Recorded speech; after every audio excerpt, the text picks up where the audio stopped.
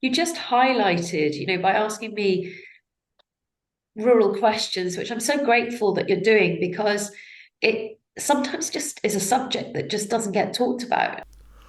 On the show this week, I'm joined by Racheal Hamilton, MSP, where we've been talking about the Scottish agricultural policy and all sorts of rural issues which affect her constituency and many thousands of people across Scotland.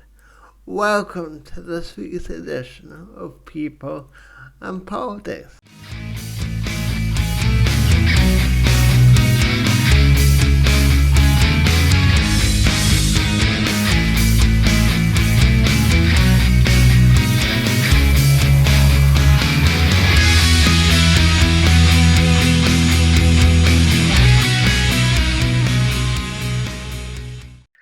Racheal, thank you very much for doing this. I'm really grateful for your time. Well, it's lovely to be here, David, and I couldn't think of a better way to spend some time on a sunny day, actually, in my parliamentary office here at Holyrood, speaking to you. Oh, thank you. You're too kind. You're too kind.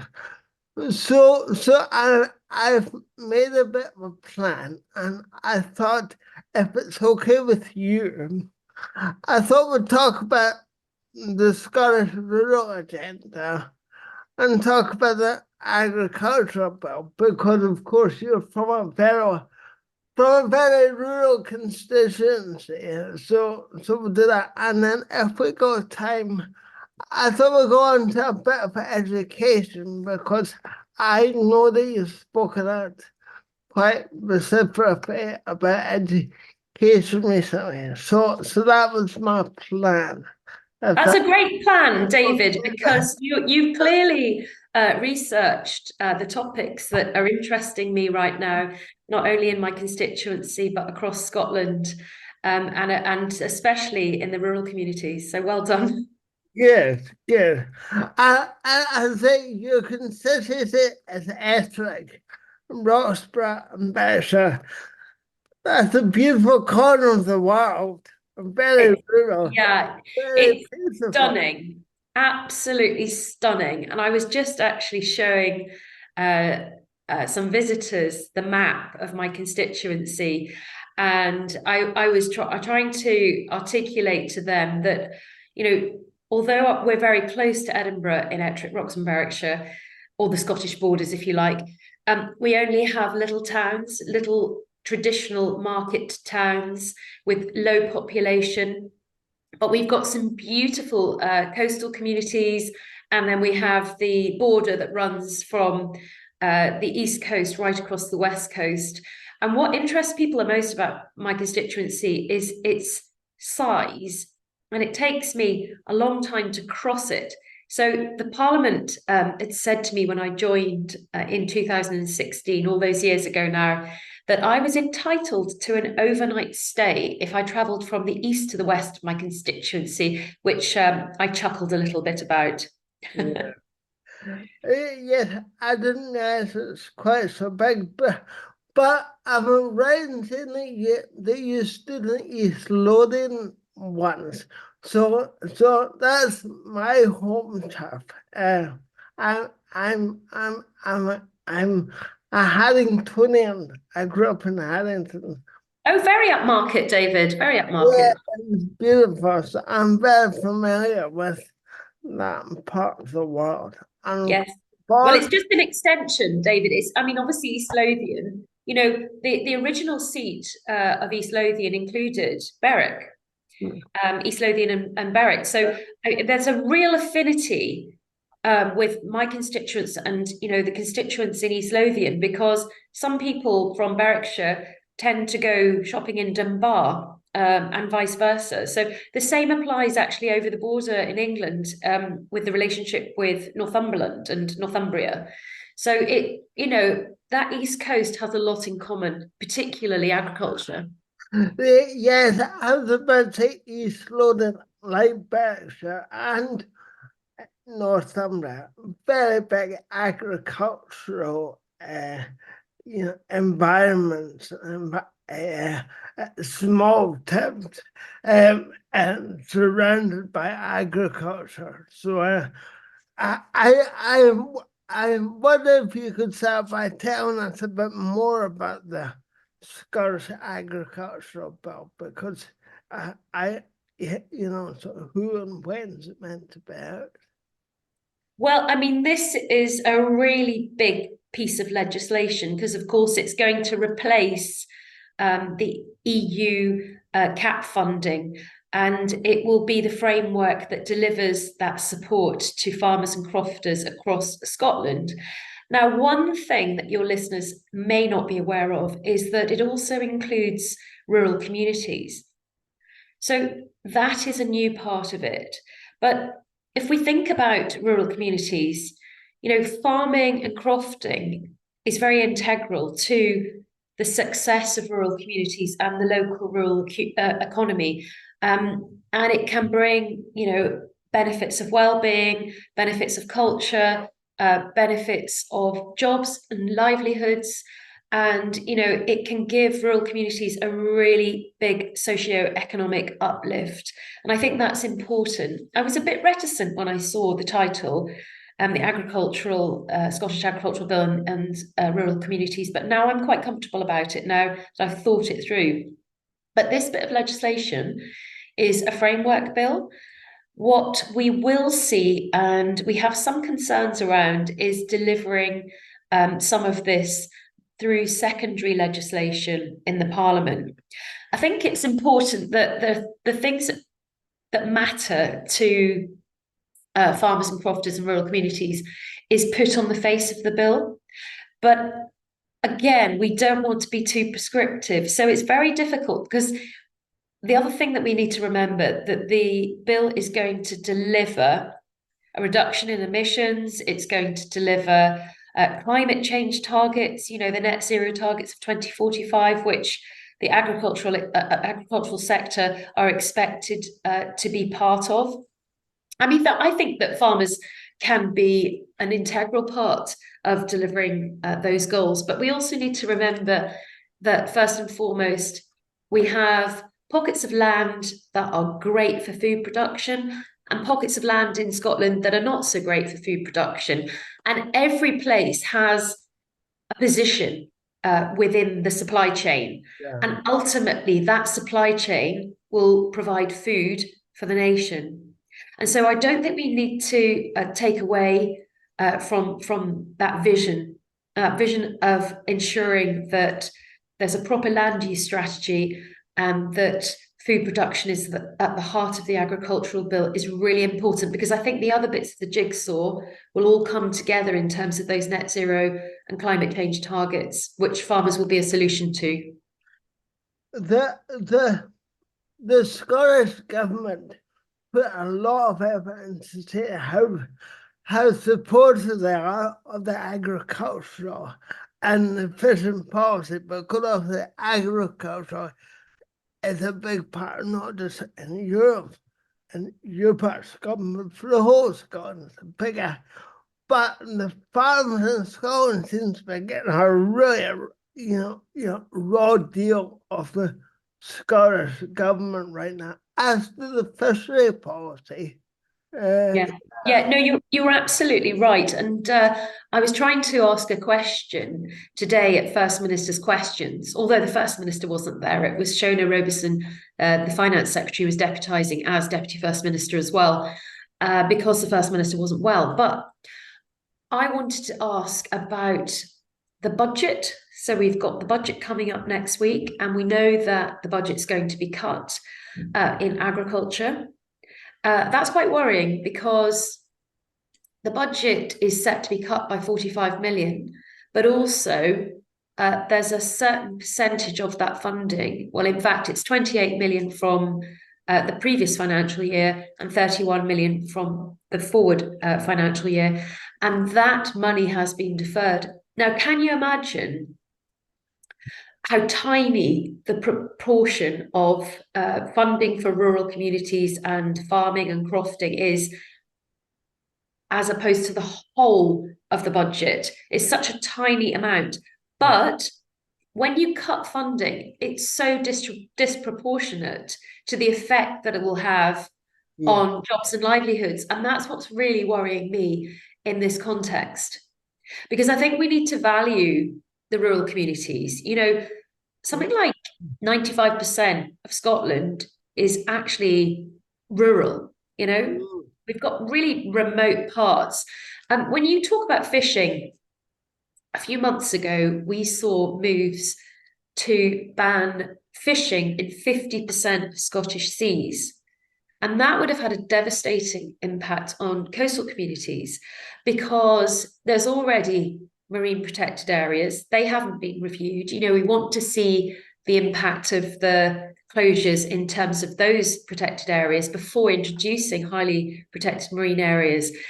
And there was a lack of consultation, there was a lack of listening, and it was even described at the time as the equivalent of the Highland clearances. And I think that would have been devastating. So there's been a rowback from the government on introducing the highly protected marine areas, but we're watching that very closely.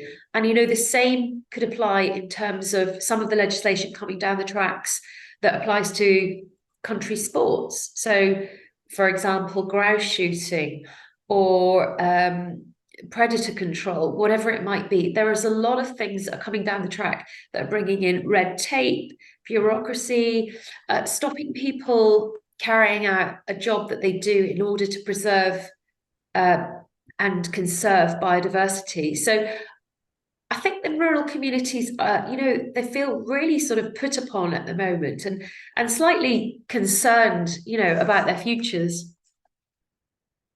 yeah, and quite rightly so. That one of the areas that I have concerns about is I I feel like that a lot of the environmentalists are turning their attention to agriculture and to country sport, and country sport, being what it is a way of managing the countryside, which we need. And it's a huge part of the rural economy. But a lot of people don't like country sports because what it is, but they don't have the insight to know what it is and why we do it. And yeah, so that concerns me a lot. I do. I'm actually, David, I do have an example of that where actually some of the SNP backbenchers are also very sympathetic to this argument. On Muirburn, for example, I don't know if you remember back in the summer, there was a terrible fire that spread across Cannock. And the only way that some of the houses, properties were saved was due to the diligence and the support of local people, of farmers, of gamekeepers, people who understand the hill. They understand that to stop wildfires, one must ensure that Muirburn is carried out. The government want to license it. They also want to change the criteria of the peak depth. And I think it's going to be very difficult for people to apply to continue to carry on ensuring that they're protected against wildfires because of some of the government criteria. So I think to your point, it's really important that the government are in listening mode and that they don't forget rural areas, because I do sometimes feel as though they just don't understand them and that, it's just the central belt that is a priority. Do you think there's a lot of people opposed to the country sport? And because traditionally it's been more wealthy people that do it, and let's face it, if you want to go shooting, having money to burn helps a lot. It's not a cheap pastime. That's But right. I think there's a lot of people oppose country sport just because traditionally it's a sort of the upper classes, more wealthy But people. of course, I mean, the adverse is true, because there's plenty of people who go out and enjoy the countryside, and they will just go out, for example, pigeon shooting, and they're not part of, some fancy syndicate. They just go out for enjoyment. And I think actually some of the solutions can be found in the need for people to connect with the countryside, in whatever capacity it may be, whether it's through country sports or whether it's just through enjoying the countryside. But we have discussed quite a lot, the community being involved in ensuring that we control the deer population. And I think another sort of elephant in the room, David, is the amount of forestry plantation and the type of trees that are being planted Yeah. and land in which those trees are being planted. Because I speak to my colleagues in the southwest, and Dumfries and Galloway has had its fair share of renewables. It's had its fair share of wind turbines, of plantations, of forestry. And what I'm seeing in my own constituency are areas that have been bought by very wealthy investment groups who are looking to offset carbon emissions by planting trees. And I think we need to be really cognizant of the fact that some communities are just going to get overwhelmed by, sort of vast swathe of Sitka spruce. Yeah. I am all for, ensuring riparian planting along riverbanks for shade and cover to preserve salmon stocks, especially in the Tweed, through my own constituency. But I'm not for swathes of Sitka spruce being applied for in areas that are just not suitable for it, because, to be honest, it's not providing jobs for the local people. No, no. People tend to think, or should I would you agree that people tend to think that planting trees equals good, and that's what habitat, and it's not as simple as that, It's more complicated. Yeah, and I mean, you just highlighted, by asking me rural questions, which I'm so grateful that you're doing, because it sometimes just is a subject that just doesn't get talked about. And it's almost, some people that live in urban areas just look at the countryside as if it's sort of magically managed. Yeah. It isn't. It has to be carefully thought through. We need to make sure that we continue to allow people to live and work in rural communities, that we have enough affordable homes. I mean, the budget for rural homes is only 10% of the total rural homes budget. Sorry, the total affordable home budget. But that actually doesn't equate to the number of people that live in rural communities. That's 17%. So, we do need the right and fair support from the government on every aspect, whether it's homes or road infrastructure or schools or helping our local authorities with proper resource funding. And at the moment, yes, funding is tight because we've had a whole global inflationary challenge because of the war in Ukraine and other global issues which have forced up energy prices. But we see our colleagues in the UK Treasury supporting people with the cost of living crisis and investing in local authorities, particularly through some of the levelling up funds.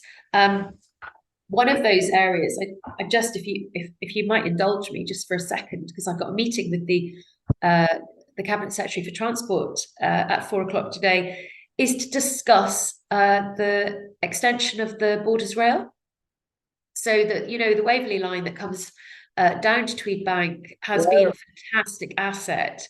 I know it's only a single track line, but actually moving it on through Hoyk down to Newcastleton, which is at the southern end of my constituency, and then on to Carlisle would be transformational. Yeah. And I mean, obviously that investment would be huge, but the benefits in terms of socioeconomic benefits would be even greater, because it would allow young people to move in and out very easily from the borders. It would allow visitors to come to the borders, and at the moment, it's quite tricky, because really you can only get there from Carlisle up the A7, so people tend to bypass it. But it's these sorts of things that I'm so grateful that you're allowing me to sort of talk around some That's of the right. very No, stuff. I feel like passion for the rural community myself, and I did not strong growing up in Haddington, which was a fraction of the size then. That it is now. When I grew up in Hampton, it was just a really small country market town. Yeah. But like everywhere else, particularly over the last 2 decades, it's got bigger and bigger, bigger, beyond recognition. And as we talk about development in the rural communities, obviously, housing is a massive thing. And I wonder if you thought we're getting the balance, or should I say the government are getting the balance right between developing this community and the building of new homes, because new homes are a big thing everywhere. Yeah, well, I mean, whatever happens, we need to tackle depopulation. And we know that the numbers of legal migrants that have come into the UK have increased, but for some reason they haven't come to Scotland. I mean, you could ask yourself why. And I mean, some of the areas that I would consider that may have an impact would be that, um, well, we know this, that people say, oh, well, of course, it's a long way away, it's colder. I'm away from my family. Lots of people don't like to be away from urban areas, they like to be connected. So there are, I suppose, reasons that we know, but there could be other reasons. There could be reasons around job security or something like that.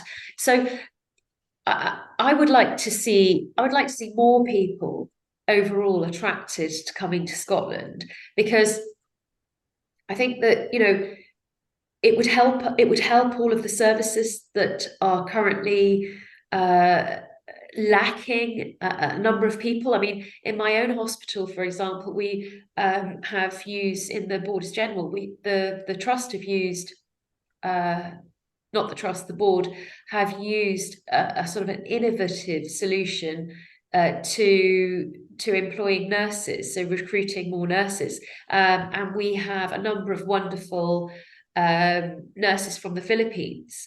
So there are ways and means of doing this, but we do need to make sure that our young people don't go off and do their further or higher education and then not come back, because we don't have the jobs that are attracting them. And overall, we just need to see a more vibrant Scotland, Yeah. more people contributing to the tax purse, so that we can actually deliver good public services. We need more investment, and that is really important. Getting that economic growth is something that this government, I believe, hasn't actually achieved. No, and they haven't, Suzanne. And I must admit, I feel surprised there when you say that you don't think migrants are coming to Scotland, because, at the moment I live in the centre of Edinburgh, and I feel we're swamped with migrants. I feel that there's more migrants than anyone else here, and I can see why they're maybe not trickling through to the rural communities, because there's less opportunity with homes, with housing, but in the main cities, I think there's a lot of migrants, and I think there's a lot of people killing themselves who who don't have an opportunity or don't have work, and and that's not to blame migrants because simply to because I realize it to say that migrants are taking our job, that's not appropriate, but, and it's not right. But I think balance has been lost somewhere between the skills of the people that we have here and the skills of the people that we're trying to attract from overseas. Yeah, I think we just need to make sure, as I was saying, that Scotland is a vibrant place to work, to do business, to invest, to grow, to ensure that we keep our young people and we attract new people. Um, and I want to see that. Look, I'm from the Welsh borders. I moved to Scotland in gosh, years ago, 1992, and I came up originally because I was an agronomist, so I was a crop specialist, and I moved from the Welsh borders all the way up to the Scottish borders, and I felt very at home actually because the rolling hills and the river, it was very similar to the River Wye.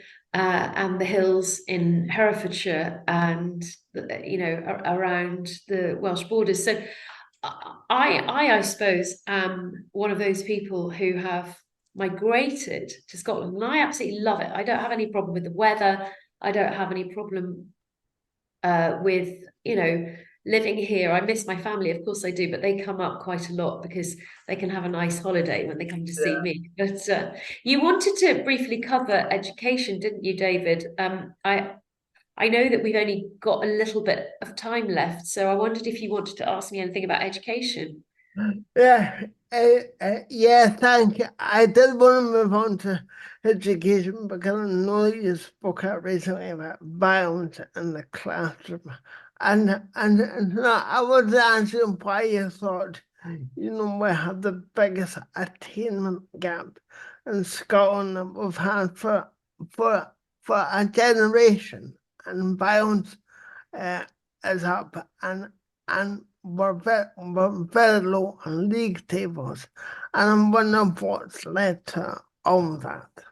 Yeah, you're absolutely right to note that I raised violence in schools in our education debate just this week.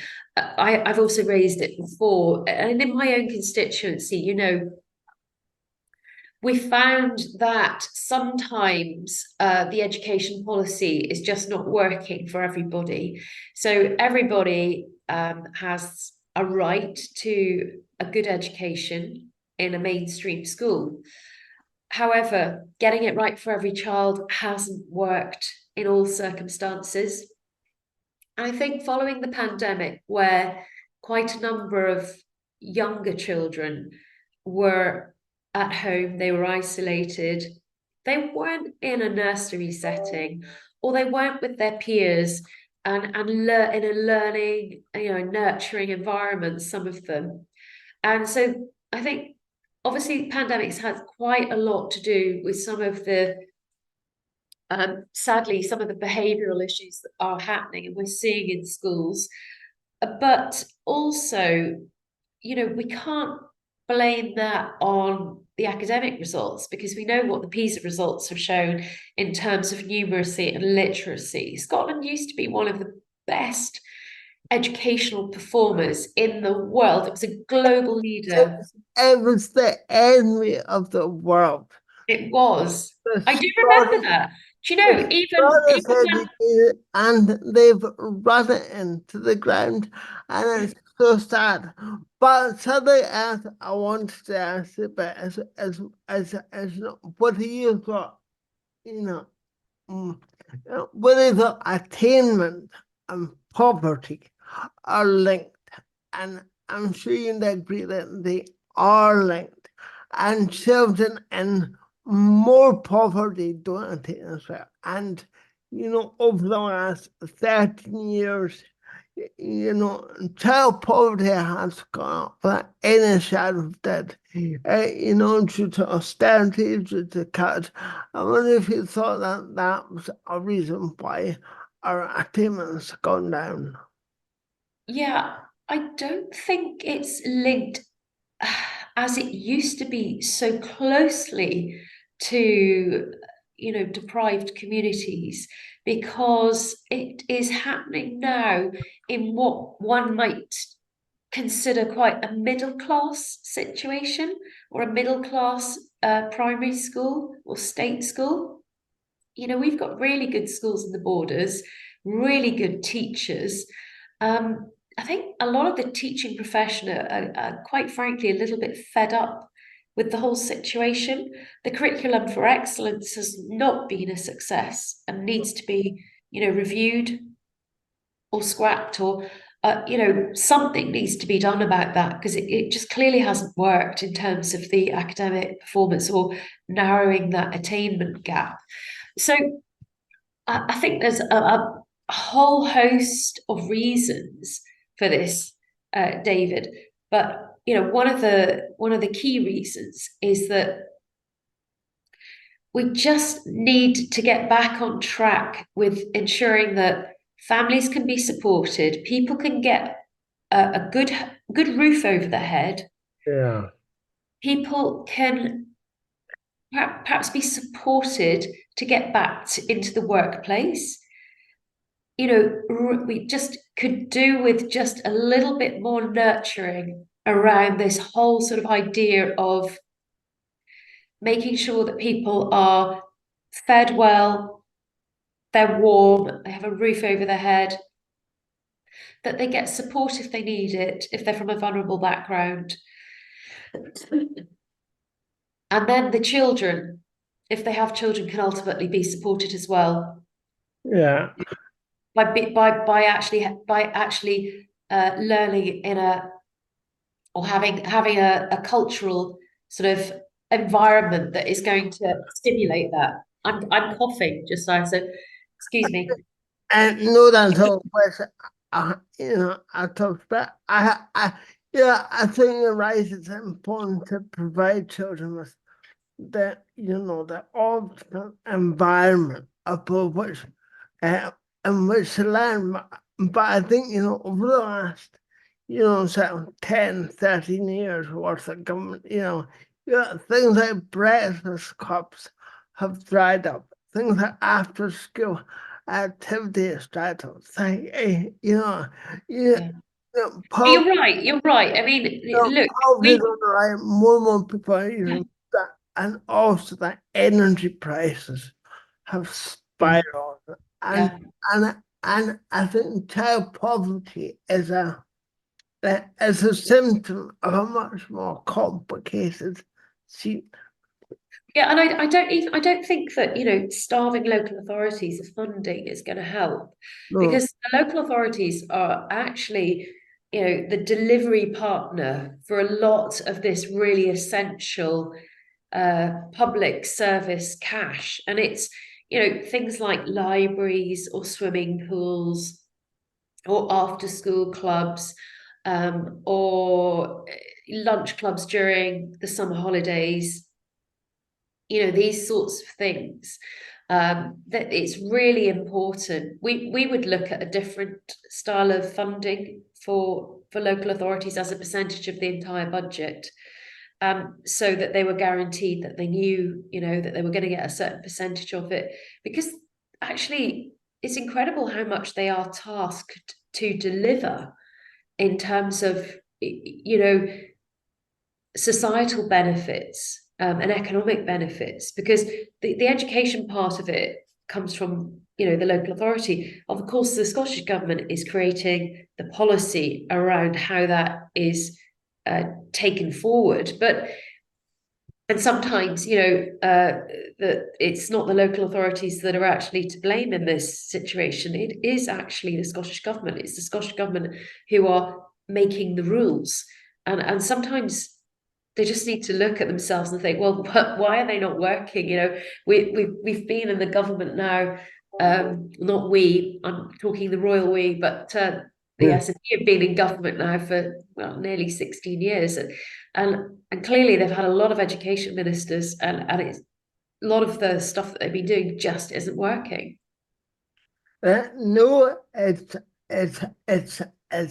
not working at all, and I'm despondent that they can't see it's not working, and but but I don't know why they won't. No, exactly. Well, it's a conundrum. It's a conundrum, isn't it? And I don't think we're going to solve it in the time that we have in this lovely podcast that you run. And it's been really nice to chat with you about these things. Yes, I've I've thoroughly enjoyed I've, I've thoroughly enjoyed talking to you today, particularly about the rural economy. So I love talking about that, and it's really interesting because it is such a massive part of Scottish economy and the Scottish lifestyle. And it's a real pleasure to talk to you about that. And finally, I want to thank you very much for your time and thank you for coming on and doing this. Thank you, David. It's my first podcast, actually. So I felt terrible because I had such a blocked nose and such a cold, but yeah, you've made it really enjoyable, and I thank you for that. And I hope you have a lovely afternoon.